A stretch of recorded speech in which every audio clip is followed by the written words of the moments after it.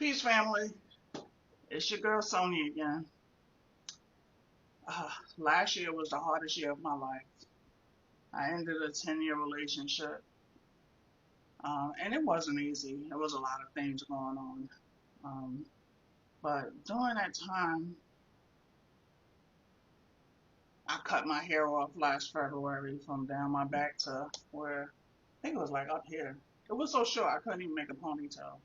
Anybody with locks know when you're about to start over any situation, um, you cut your hair.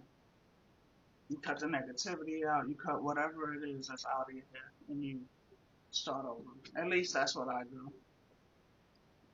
Um, that was in February. By the time June came, I had to go. And it was the first time that I ever put myself first, so I felt guilty about leaving.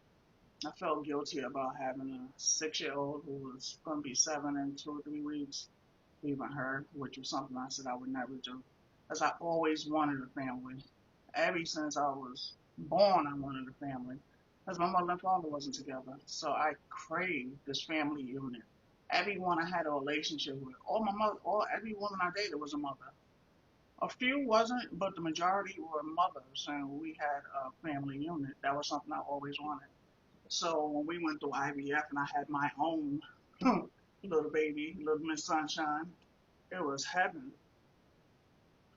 Things happened and I felt so guilty, so bad that if it wasn't for having the baby, I call her baby even though she's 7, I probably wouldn't even be here. But I know that I would never have left her to think that it was her fault or not being able to understand why things happened the way they did.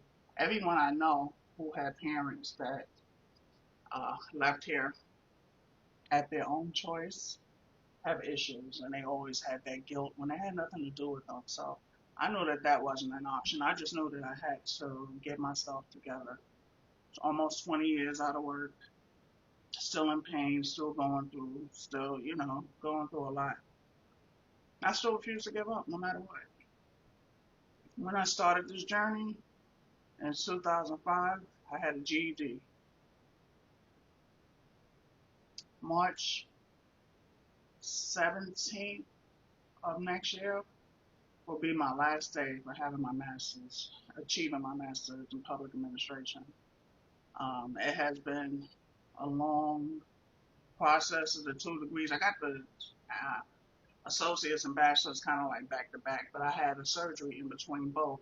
For each degree, I had a back surgery. Um, I thank God I didn't have one for this one. So when I moved out last year, for 4 months, it took me a while just to, wrap my head around things and get things together. I mean, I had plastic forks. And, I was building everything up little by little. I came here with a lot of things because I didn't realize throughout the years when I was purchasing things, I had a whole house full of stuff. Um, but it was the little things that I needed. And when you're not working, it takes a while to get those little things. And everyone I asked at that time for certain things, everybody was going through a time, something was going on. The church never got back to me. Yeah, the church never got back to me. Um, 2 or 3 of my friends came through with just little things because I know everybody got their own struggles. And I've never been a person to ask for nothing. I've always held my own. In fact, I've always given people, so that was just weird for me. And God told me, He just put me in a space and said, look, everything you get from here, you're going to know it comes from me, so we're going to rock this out together. And I was like, you know what, Lord, you're right. I get it, because everywhere I went, it was something going on, something going on. I said, you know what, Jesus, it's me and you. We're going to rock it out together.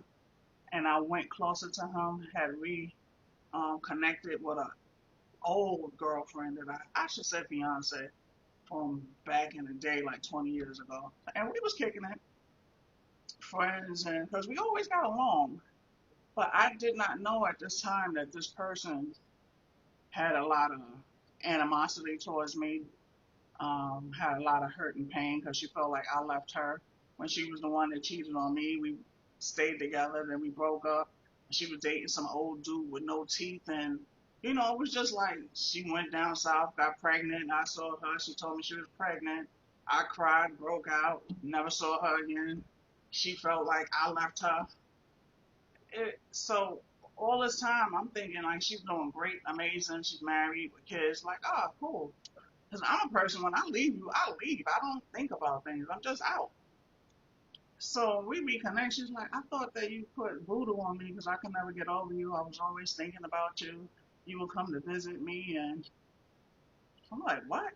You would come visit me, and we would be intimate. What? What? It was a lot to take in. First of all, anybody that knows me knows I do a lot of things and I play around a lot.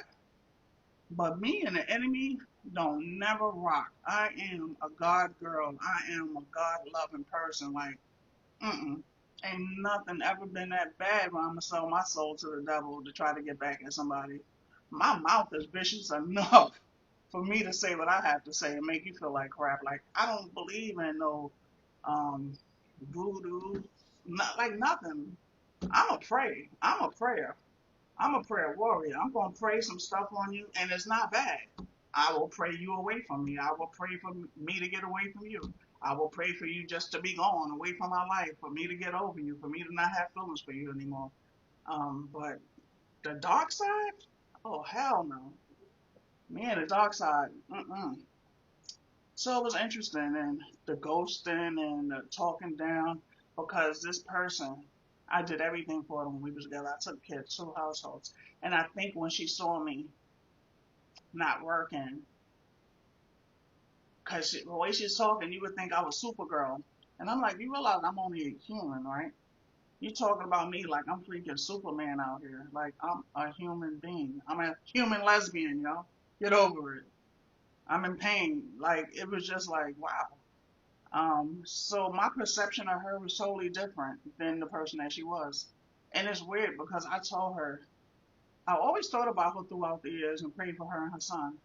But she managed to do in a year what I couldn't do in 20 was to forget about her because she came back so mean and nasty and so close minded about a lot of different things and full of lies that it kind of broke my heart because I was like, wow, the person I all this time I used to wonder, oh, what would happen if we stayed together? Da, da, da, da.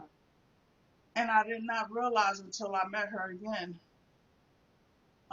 last year that God actually allowed me to dodge a bullet. He allowed me to dodge a bullet because she is like a child.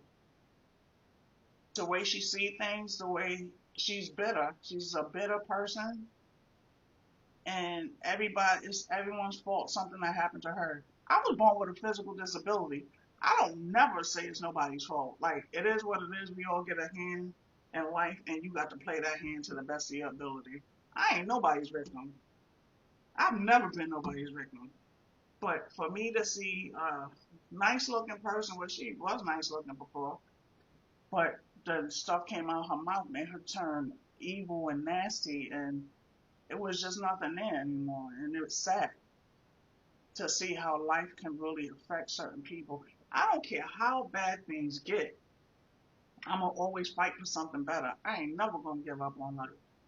I threw my behind back in school when I'm up here in Texas with no family, barely talking to my ex when we broke up, missing my baby girl, in a place where I don't know one person, knew one person when I moved in, and met a bunch of people since. So I ain't never gonna give up. And that's the lesson for today. Don't give up. Whatever you gotta do, if you got life and breath in you, you could do anything. Get up and do what you gotta do. Throw your ass in school. Get a job. Do what you have to do. But your story doesn't end the way that people think it's gonna end. You have a choice on what you want to do with your life.